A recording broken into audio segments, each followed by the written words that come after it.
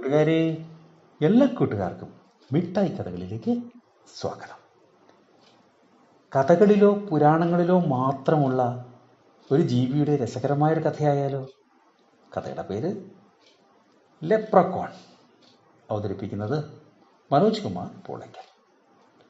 പണ്ട് പണ്ട് ഒരു മനുഷ്യൻ ഒരു കുഞ്ഞു ഭൂതത്തെ പിടികൂടി. എന്തിനെന്നോ? ഭൂതത്തിൻ്റെ കയ്യിലുള്ള നിധി കൈക്കലാക്കാൻ.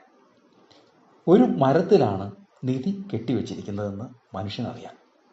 അയാൾ ഭൂതത്തിനോട് മരത്തിൻ്റെ അടയാളം ചോദിച്ചു. ചുവന്ന തുണി കെട്ടിയ മരം. ഭൂതം പറഞ്ഞു.